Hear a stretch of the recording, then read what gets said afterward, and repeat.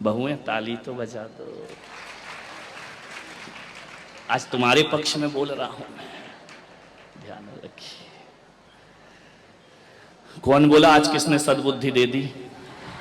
बहुत बढ़िया, जय हो पंचम काल की। विचार बहुत परेशान होती है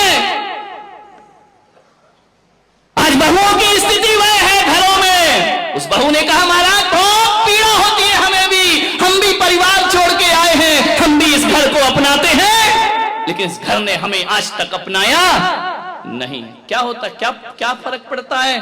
एक बात बताओ, सासुओं से मैं पूछता हूं, बेटी कब आती है तुम्हारे घर में गर्मी की छुट्टियों में? यहां रोज नाश्ता कौन बनाता है? बेटी आके बनाती है, बहू बनाती है? बहू बनाती है ना। रसोई कौन बनाती है? बहू बनाती है। चलो नौकरानी होगी, निर्देश तो बहू देती है ना, देखती है ना। बीमार हो जाओ तो बहू आके पूछती है, बीमार हो जाओ तो दवाई भले झुंझला के दे, गुस्से से दे, देगी बहू ही, पड़ोसिन देने वाली नहीं है। ध्यान रखना, कुछ भी करेगी, तकलीफ हो, दुख हो, संकट हो, बहू ही साथ में आती है। बेमन से आए या मन से आए, साथ तो बहू ही देती है ना। सुबह से उठती है, तुम्हारी व्यवस्था करती है, नाश्ता बनाती है, खाना बनाती है। एक बात ध्यान रखो, आप ईमानदारी से बताना, एक संत की सभा में बैठे हैं, बहू ज्यादा काम करती है या बेटी ज्यादा काम करती? ईमानदारी से बताना। बहू ज्यादा काम करती है ना, तो उसके बाद भी बेटी प्यारी क्यों लगती है, बहू प्यारी क्यों नहीं लगती है? वह उससे ज्यादा काम करती है, उससे ज्यादा ख्याल रखती है। बेटी तो 4 दिन को आती है, बहू जीवन भर साथ रहा करती है। एक बात याद रखना, भारतीय संस्कृति में किसी भी बेटी को लक्ष्मी नहीं कहा जाता है, बल्कि बहू को लक्ष्मी कह करके बुलाया जाता है। ध्यान रखना, किसी बेटी को किसी ने लक्ष्मी कहा है? कन्या भले कह दिया जाए, लेकिन लक्ष्मी का रूप नहीं दिया जाता है। रक्षा बंधन पर बेटी की जरूरत पड़ती है, लेकिन दीपावली जब आती है तो बेटी की नहीं, हाथों में दीप लिए हुए बहू शोभा दिया करती है। दीपावली तो बहू की हुआ करती है, दीप जलाती है। रक्षाबंधन पे तो राखी बांधकर चली जाएगी, मिठाई खाएगी, कुछ पैसे भी ले जाएगी। ध्यान रखना, कमर साहब आएंगे, खाएंगे, मजे लेंगे, लास्ट में बोल देंगे मजा नहीं आया, धत तेरे की, मर गए कर करके, उनने कह दिया मजा नहीं आया। बहू तो घर में ही रहती है ना, बहू तो लक्ष्मी है ना। आज तक किसी बेटी की आरती किसी माँ ने नहीं उतारी होगी, लेकिन बहू जब घर में आती है तो सास को दीप लेकर उसकी आरती उतारना पड़ती है। बहू मंगल है, बहू शुभ है, बहू लक्ष्मी का रूप है, बहू सरस्वती का रूप है। जब वह बहू घर में आती है, तुम्हारे वंश को अंश प्रदान करती है, और जब उन्हें संस्कारित करती है तो यही बहू सरस्वती का रूप हो जाया करती है। ध्यान रखिए, और यही बहू लक्ष्मी का रूप हो जाती। बहुओं को लात मारना यानी लक्ष्मी को लात मारना के समान पाप हुआ करता है। ध्यान रखिए, बहुएं तो घर की शोभा होती है, प्राण होती है। बहुएं ना हो तो तुम्हें कोई दादी कहने वाला नहीं मिलेगा, तरस जाओगी। ध्यान रखना, नानी में तो नाना नाना नाना लिखा है, दादी में तो दे दे दे दे दे लिखा हुआ है। मानिए, जितने भी रिश्ते हैं, आज तुम्हारा छोटा बेटा चाचा कहला रहा है तो बहू की वजह से, आज तुम ससुर जी कहला रहे हो तो बहू की वजह से, और आज तुम सासू मां कहला रही हो तो ये रिश्ते तुमने नहीं, उस बहू ने आकर तुम्हें रिश्ते दिए हैं। और तुम्हारे वंश के अंश को यदि बढ़ाया है तो बहू ने बढ़ाया है, किसी बेटी ने तुम्हारे वंश को आगे नहीं। बहू ध्यान रखना,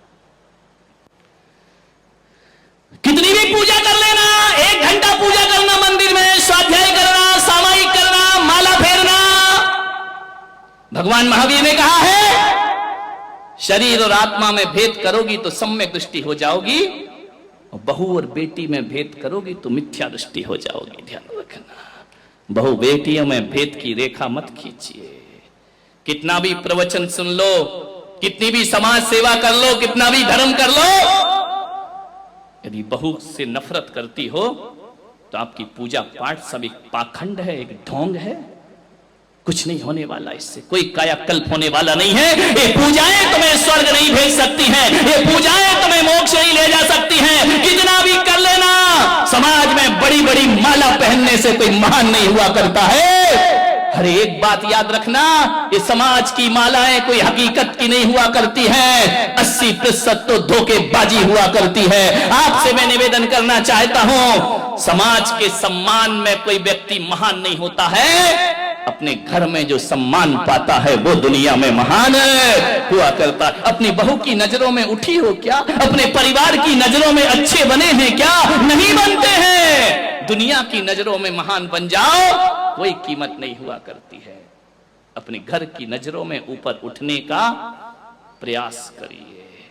मैंने भगवान महावीर से पूछा कि किसी से दोस्ती और प्रेम रखना है तो क्या किया जाए, तो भगवान महावीर ने कहा कि दुश्मन को मत मारो, दुश्मनी को मारने का प्रयास करो।